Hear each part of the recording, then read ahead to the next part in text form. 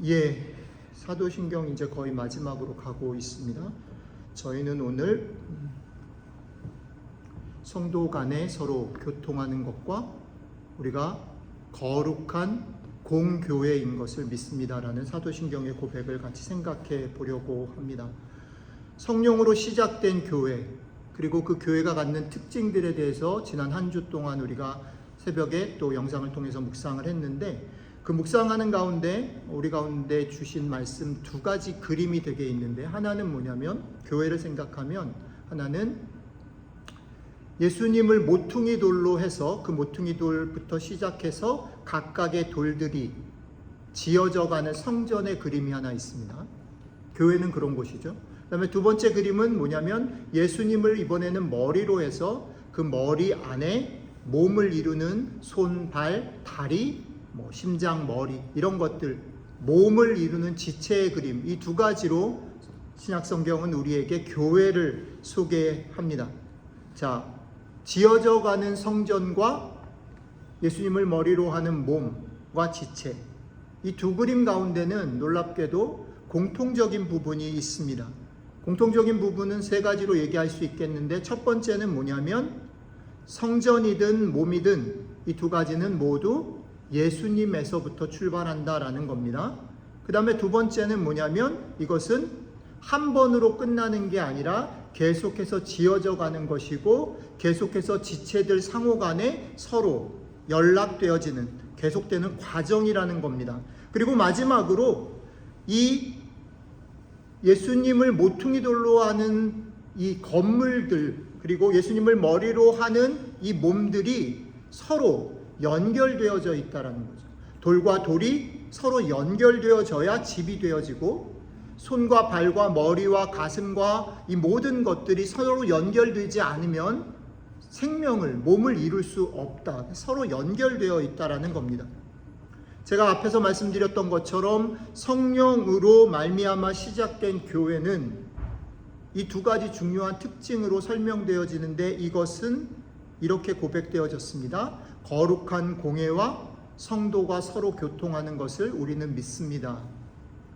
여기에는 거룩하다라는 말과 공회라는 말과 서로 교통한다라는 이 세 가지 단어가 있습니다. 앞부분에 거룩한 공회라는 것은 교회가 어떤 방향으로 가야 하는가, 교회가 어떤 본질을 가지고 있는가를 얘기합니다. 그리고 성도가 서로 교통한다라는 것은 그런 방향과 그런 본질을 가진 교회가 어떻게 교회될 수 있을까, 어떤 방법을 통해서, 어떤 수단을 통해서 교회됨을 유지할 수 있을까를 보여줍니다. 그래서 오늘은 그 얘기를 조금 먼저 좀 살펴보려고 합니다. 거룩한 공회, 거룩하다라는 것이 무엇일까요? 사실은 우리가 교회 안에서 여러 가지 단어들이 원래 뜻과 상관없이 익숙해져 버린 단어들이 많은데, 그 중에 하나 거룩하다라는 말인 것 같아요. 거룩하다라고 말할 때 우리 가운데 좀 이렇게 익숙해져 있고 원래 본 뜻과 조금 다른, 그냥 우리한테 그냥 편한 단어로 되어져 있는 거룩이라는 말은 뭐냐면 뭔가 세상과는 다른, 아니면 일반적인 어떤 행동들과는 다른 이런 것. 근데 사실은 거룩이라는 말은 어떤 것과 관계가 되어 있냐면, 교회랑 관계에서 교회가 거룩하다라는 말을 할 때는, 거룩은 세상과 구분된, 무엇과 다른이다라는 말이 맞는데, 무엇과 다르냐면, 그리고 왜 구분되냐면, 교회가 세상과 구분되어지는 것은 교회의 출발이 아버지 하나님의 계획과 약속, 그리고 예수님의 그것에 대한 순종, 그리고 그것을 교회인 우리에게 적용하시는 성령님에 의해서, 삼위 하나님에 의해서 출발하고 진행되어지고 결과 지어진다라는 면에서 교회는 거룩합니다. 특별히 교회를 얘기할 때, 아까도 말씀드렸지만 교회를 얘기할 때 빠지지 않고 있는 건 뭐냐면, 그 기초에 누가 있어요? 예수 그리스도가 있다라는 겁니다. 교회의 기초에 예수 그리스도가 계시다라는 말은 이런 겁니다. 예수님이 기초가 된다라고 말할 때, 내가 교회로서, 혹은 우리가 교회로서, 우리가 누굴까? 교회가 뭘까? 라고 얘기하면 예수님이 기초야. 그러면 그 예수님이 기초다라는 말은 이런 겁니다. 예수님이 선택하신 길이 있죠. 하늘의 보좌를 버리시고 이 땅 가운데 내려오시는 낮아짐의 길을 선택하셨죠. 또 빌립보서 2장이 말하는 예수님의 마음이 있죠. 예수님의 마음 뭡니까? 바울이 얘기하는 거죠. 너희가 예수 그리스도의 마음을 가져라 라고 말할 때 그 마음은 역시 마찬가지로 낮아지시고 겸손해지시는 마음이죠.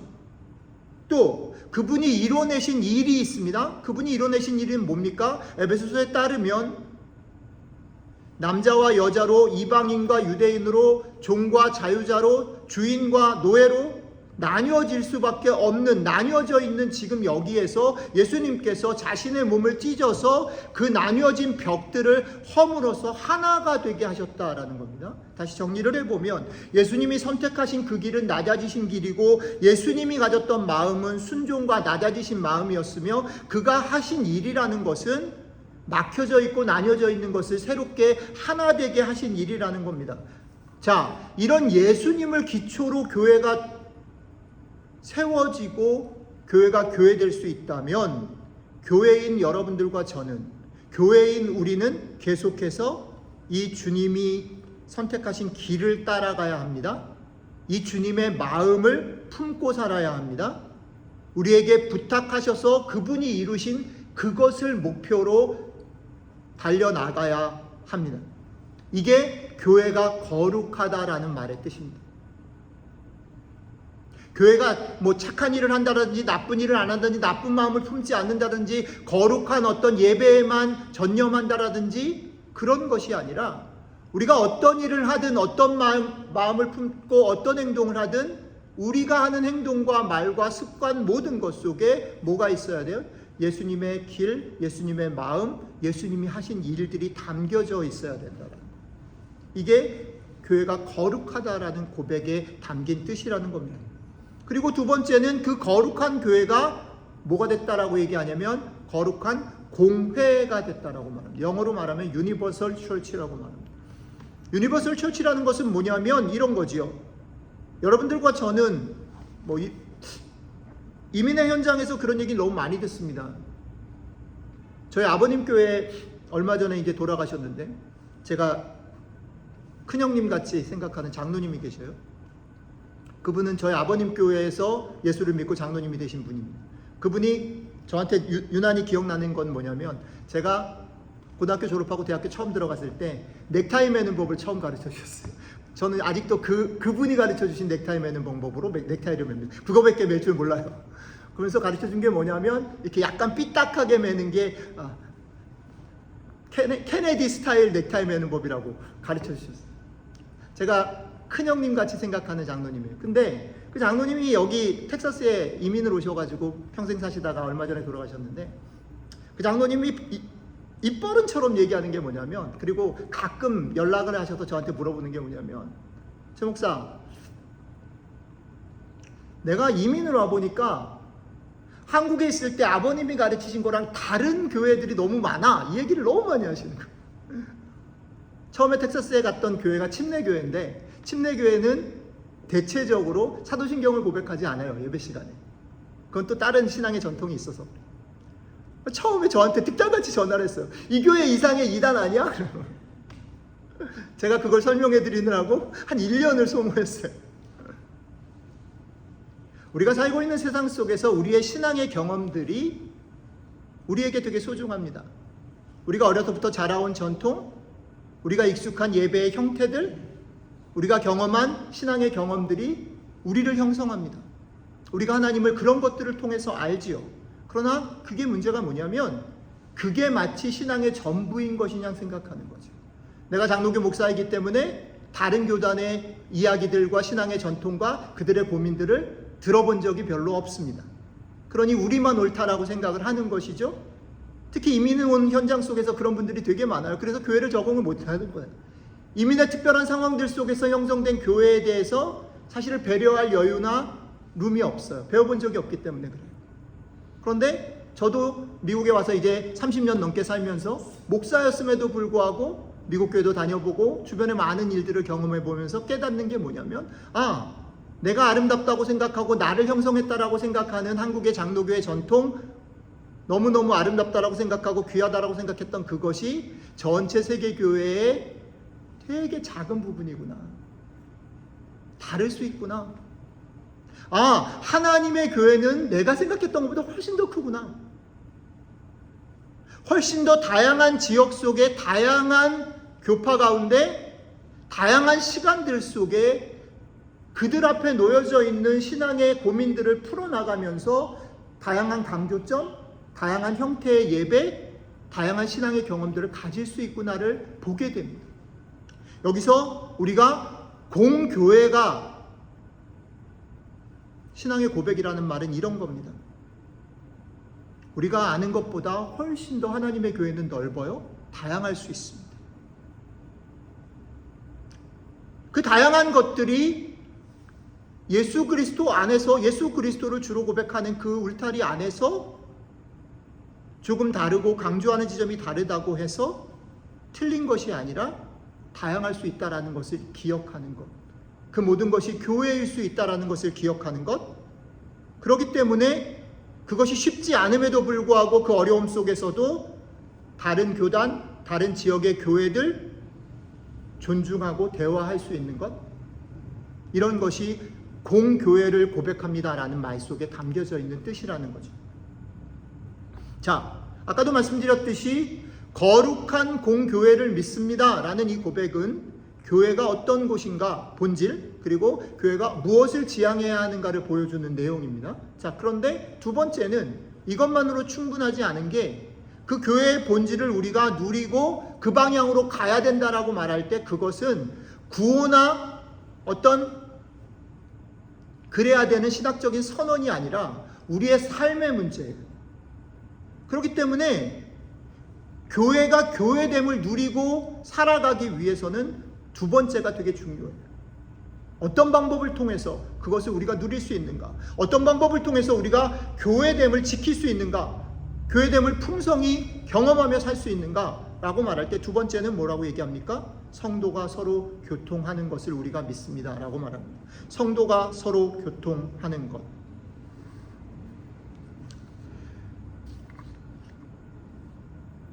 여러분들과 저는 성령 안에서 서로 교통하도록 부름받았습니다. 이것을 잘 보여주는 그림이 아까도 말씀드렸던 예수 그리스도를 모퉁이 돌로 해서 함께 지어져가는 건물이고 예수 그리스도를 머리로 해서 연결되어져 있는 각 몸의 지체다라는 그림입니다.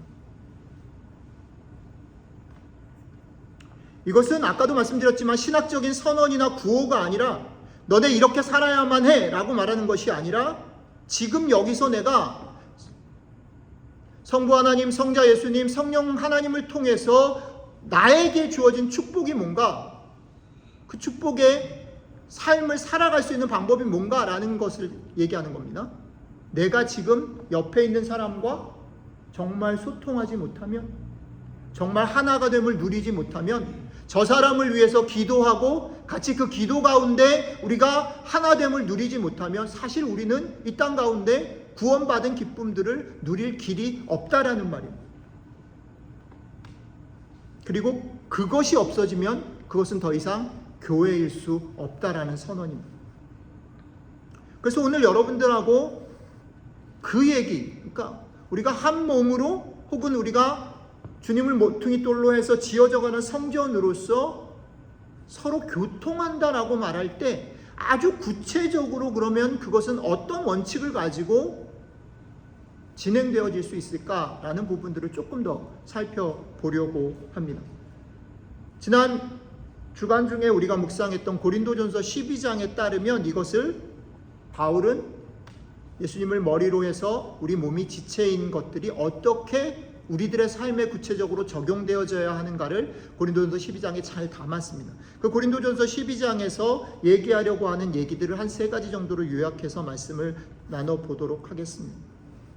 고린도전서에서 바울이 고린도 교회를 바라보면서 너희는 예수 그리스도를 머리로 하는 지체야 라고 말할 때 그 말, 그 비유가 보여주는 되게 중요한 첫 번째 특징은 뭐냐면 주님을 머리로 하는 우리들 각자는 다 다르다라는 겁니다. 어떤 사람은 손이고 어떤 사람은 발이고 어떤 사람은 머리고 어떤 사람은 기분 나쁠 수도 있지만 발톱일 수도 있는 거죠. 각각 다르다는 겁니다. 각각 다르기 때문에 소중하다라고 바울은 말합니다. 여러분들의 몸을 잘 살펴보십시오. 눈이 있고 코가 있고 귀가 있고 손과 발과 심장이 있고 머리가 있고 여러 가지 많은 장기들이 있죠. 지체들이 있어요. 아까도 말씀드렸지만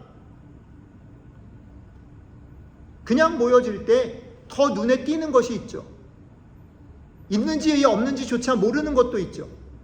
자기의 몸 안에 어떤 장기가 있는지도 모르고 살죠. 맹장이 있는지 없는지도 모르고 살아요. 그게 왜 필요한지도 모르고 살아요. 그러나 맹장염이 걸려버리면 이 맹장이 나한테 필요하구나라는 걸 깨닫게 됩니다.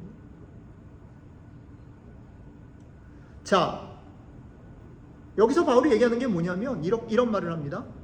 눈은 머리가 될 수 없다. 발은 손이 될 수 없다. 눈은 눈이어서 소중하고 발은 발이어서 소중하고 발톱은 발톱이어서 소중하다. 각각 그 자리에 있는 모습으로 있기 때문에 각각은 소중하고 가치가 있다라는 겁니다. 만약 눈이 머리가 되려 한다라고 상상해 보십시오. 눈은 볼 수 있지만 생각할 수 없어요. 눈이 머리가 되면 안 됩니다. 발이 손이 되면 어떻게 되겠습니까? 상상해 보십시오. 심각한 혼란이 야기될 겁니다. 정반대로 손에게 너 머리가 돼, 혹은 발에게 너 눈이 돼 라고 강요하면, 너 눈이 안 되면 안 돼 라고 강요하면 거기에는 고통과 문제가 발생해요. 이거는 우리가 그냥 상상해 보면 충분히 상상할 수 있어요. 그런데 이게 왜 중요하냐면 우리 교회 안에서는, 한 지체된 우리 안에서는 이런 일들이 문제의식 없이 그냥 내가 머리가 되고 싶고, 내가 눈이 되고 싶고, 내가 발톱보다는 조금 낫고 싶고, 또 반대로는 너 왜 머리가 안 돼? 너 왜 머리를 안 써? 손한테 그 얘기를 해버리는 거죠. 교회 안에. 그것이 실제로 우리의 몸에 적용하면 말이 안 된다는 걸 알매도 불구하고 우리 교회 안에서는 그런 일들을 스스럼 없이, 고민 없이 한다라는 겁니다. 그러나 바울은 말합니다. 다르기 때문에 각각은 소중합니다. 다르기 때문에 여러분들은 소중합니다. 그러니까 여러분들이 내가 이 공동체 안에서 무엇인가라는 것을 깨닫고 받아들이는 일이 너무 중요해요. 그죠? 내가 발인데 발인 것을 깨닫지 못하면 계속 손이 되고 싶어하고 머리가 되고 싶어 한단 말이죠. 근데 내가 발인 것을 기쁘게 받아들일 수 있으면 더 이상 다른 사람과 비교하거나 그것 때문에 스트레스 받지 않는다라는 겁니다. 여러분들은 여러분들의 부르심으로 소중합니다.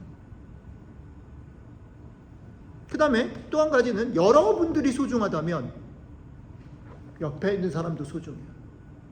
저 사람이 비록 내가 볼 때는 조금 아쉽고 서운해도 좀 부족해 보여도 그 사람은 그 사람으로 소중한 겁니다. 그러니 그 사람을 존중할 수 있어야 되고 그 사람을 기다릴 수 있어야 돼요. 우리 눈에 보기에 더 멋져 보인 것이 있을 수 있습니다. 그죠? 어저께 지엄마 콘서트가 또 있었는데, 애니얼 콘서트가. 누가 주목을 받아요? 잘 치는 애가 주목받죠. 눈에 띌 수 있습니다. 교회 안에서도. 때로는 그 주목받는 위치에 목사가 놓일 수도 있죠. 어떤 교회에서는 찬양팀의 누구가 놓일 수도 있겠고, 장로님이 놓일 수도 있겠고, 어떤 교회에서는 정반대로 열심히 섬기시는 분이 그 주목을 받을 수도 있을 겁니다. 그러나 오늘 성경은 말하는 겁니다. 우리 눈에 보기에 더 멋져 보이고 모두의 선망의 대상이 되는 지체들이 있을 수 있지만 화려한 지체들, 눈에 보여지는 지체들만을 가지고 몸은 구성될 수 없어요. 그죠? 눈에 보이지 않는 어떤 지체들이 있어야 몸은 지탱이 됩니다.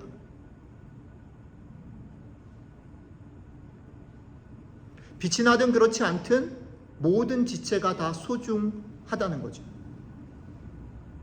그래서 아까도 말씀드렸지만 우리는 서로를 비교하거나 평가하거나 존중하는 태도를 잃어버리는 실수를 범해서는 안 됩니다. 근데 이게 되게 어렵습니다, 여러분. 쉽게 비교하게 되고 쉽게 평가하게 되고 쉽게 기다리지 못하고 존중을 잃어버린다라는 겁니다. 그렇기 때문에 다시 못을 박아 얘기하는 거지요. 기억하십시오. 여러분은 여러분이기 때문에 소중합니다. 그리고 여러분 옆에 있는 지체도 그 지체이기 때문에 소중합니다. 바꾸려고 하지 마십시오. 다른 것을 기대하지 않으셔야 합니다. 두 번째로는 바울이 이 얘기를 합니다. 다 각각인데 그 각각인 것 중에 어떤 지체는 연약함에 외부에 더 위험이 노출되어져 있는 지체가 있을 수 있다. 자, 보십시오. 우리 속, 배 안에, 몸 안에 있는 장기들보다는 바깥이 위험에 더 노출됩니다. 그렇죠? 요리를 하다가 칼을 벨 수 있죠. 딜 수 있습니다. 근데 디는 게 갑자기 뭐 위장을 딘다든지 위장을 베버리면 그건 죽음이죠. 베지는 거는 손가락이 끝. 디는 것도 이런 피부지 속이 아니에요. 우리 교회 안에서도 어떤 지체는 어떤 위치 때문에 어떤 상황 때문에 위험에 더 많이 노출될 수 있습니다. 그렇죠? 또 실제로 우리의 몸 중에 연약한 부분이 있을 수 있죠. 위치 때문에가 아니라 그가 아직 성숙하지 않아서, 그가 아직 힘이 모자라서, 그가 아직 덜 자라서 연약할 수 있다는 거지요. 그런데 바울은 이렇게 말합니다. 위험에 더 노출되어 있거나 아니면 연약한 아직 덜 자란 지체들을 돌봐서 그 지체가 위험에 빠지지 않도록 하지 않으면 몸은 유지가 될 수 없습니다. 그러니까 더 연약한 지체가 더 많은 돌봄을 받는 게 맞습니다. 아이들을 키워보면 이거는 되게 명확한 사실입니다. 집안에 누가 왕이에요? 아기가 왕입니다. 지가 하는 일이 아무것도 없고 집안에 기여하는 일이 아무것도 없고 오로지 땡깡 부리고 자기밖에 모르는 그 아기가 왕입니다. 왜요? 제일 연약하니까. 걔를 돌보지 않으면 우리 집 자체가 유지가 되지 않으니까. 근데 우리는 그것을 하다가 짜증이 나는 거지요. 그게 우리들입니다. 바울은 그 얘기를 합니다. 더 연약한 지체가 더 많은 돌봄을 받아야 몸이 유지되어지고 건강을 지킬 수 있다. 연약하고 상처받기 쉬운 부분들이 더 많이 보호받아야, 더 많이 격려받고 힘을 얻어야 몸 전체가 살아날 수 있다라는 겁니다. 그 다음에 세 번째는 지내다 보면 아까도 말씀드렸지만 어떤 지체가 영광을 받는 일이 있을 수 있습니다. 한 지체가 누리는 영광은 그 지체만의 것이 아니라 우리 전체의 것입니다. 그러니까 누군가 우리 가운데 잘 돼서 칭찬을 해야 되거나 기뻐해야 될 때 배 아파하는 것이 아니라 그게 내 일같이 생각해야 한다. 우린 한 몸이니까.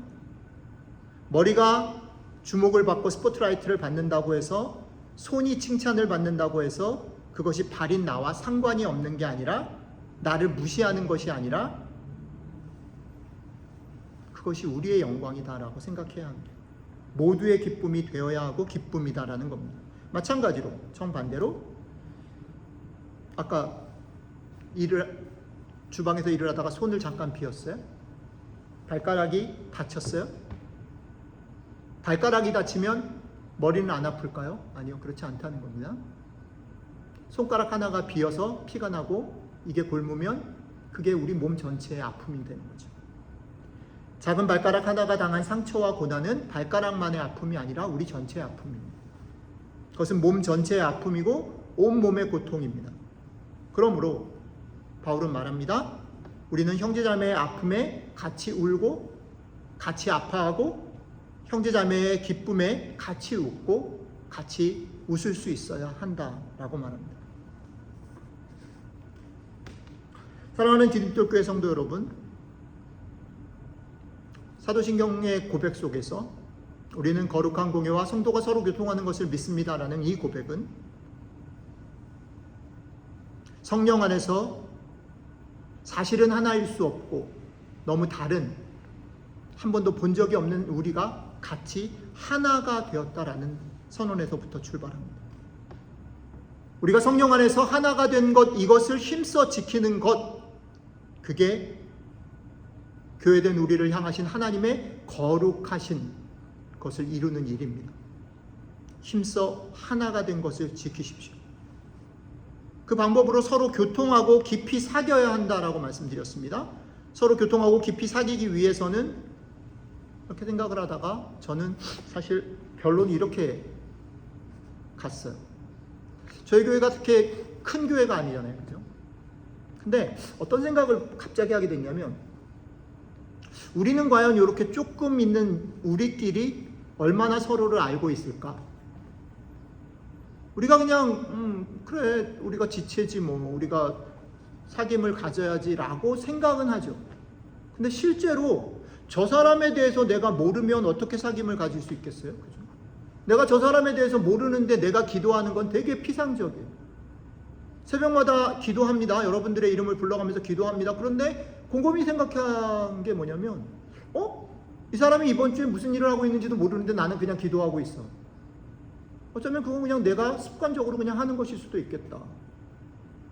그리고 어떻게 보면 목사인 사람이 되게 실수하는 것 중에 하나가, 기도하는 가운데 그 사람의 입장을 생각하고 존중하기보다는 내가 있는 자리에서 그 사람이 저랬으면 좋겠다라고 생각하는 게 돼버릴 때가 많은 거예요, 기도가. 그러면 오늘 말씀에 거꾸로 가는 겁니다. 그래서 그런 생각을 한 겁니다. 여러분들과 저에게 하는 말이기도 한데, 너는 교회 식구들, 얼마 안 되는 이 교회 식구들을 얼마나 알고 있니? 오늘 아침에 안 목사님이 아프다고 아무래도 교회를 못 올 것 같아요. 목사님 죄송해요. PPT 보내드릴게요. 라고 이메일이 왔어요. 근데 그걸 보고 여러분 정말 정직한 얘기를 좀 드릴게요. 제 마음 가운데 안 목사님이 아파서 걱정되는 마음이 먼저였을까요? 아니면 예배가 걱정됐을까요? 이게 되게 아주 정직한 질문이었어요. 깜짝 놀랐어요, 제가. 요 정도의 생각 속에 있구나. 요 정도의 관계 속에 있구나. 작아서 더 잘할 수 있다고 생각하고 30년을 같이 했기 때문에 저 사람을 생각하고 있다라고 생각했는데, 사실은 그 정도의 되게 샬로함, 되게 얕은 거예요. 저 사람이 아프대는데, 저 사람이 왜 오늘 아파서 못 올 수밖에 없었을까에 대해서 나는 뭘 알고 있지? 라는 질문을 해보는 거예요.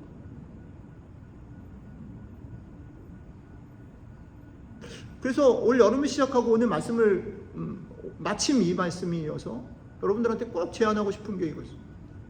오케이, 우리는 뭐 아침에도 그런 일이 있었지만 우리 중에 또 누구는 가을이 되면 못 볼 수도 있고, 또 여러 가지 상황들 때문에 자주 못 볼 수도 있고, 그렇지만 얼마나 같이 있게 될지 모르겠지만 같이 있게 된 이 시간 가운데 우리에게 주신 사람들에 대해서 최선을 다해서 알아가고 하나가 되는 것들을 누릴 수 있으면 좋겠다. 아니면 틀렸다가 아니라 그것이 우리가 할 수 있는 우리에게 주어진 축복이라면 그 축복을 마음껏 누리다가 또 하나님 떠나게 하시면 떠나게 되는 그런 교회가 됐으면 좋겠다. 그러다가 한 명 남으면 거기까지. 이런 마음이면 참 좋겠는데 그렇지 못하다라는 생각이 너무 아프게 왔어요. 그래서 여러분들한테 부탁드리고 싶은 것 중에 하나가 뭐냐면, 이번 여름이 우리한테 또 좋은 기회 같아요. 마음을 조금 여유 있게 하면서 조금은 한마디라도 더, 한 번이라도 더 내가 몰랐던 사람들의 얘기를 듣고 기도 제목을 나누고 이 축복을 좀 누리는 교회가 됐으면 좋겠다 생각이 듭니다.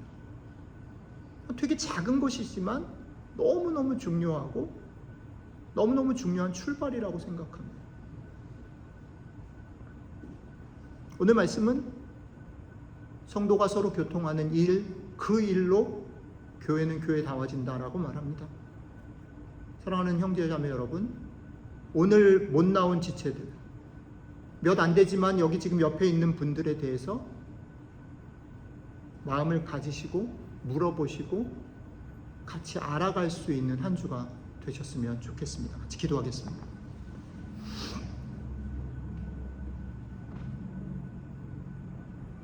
예, 주님, 우리 가운데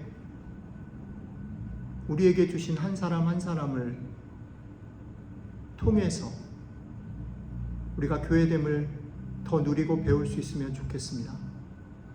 지금 힘들어하는 사람, 지금 마음의 삶에 여러 가지 어려움들을 가지고 있는 사람, 또 우리 가운데 즐겁고 기뻐하는 마음, 일들과 마음들을 가지고 있는 사람, 이 모든 일들이 우리의 기쁨이 되고 우리의 감사가 되고 우리의 눈물과 기도의 제목이 됐으면 좋겠습니다.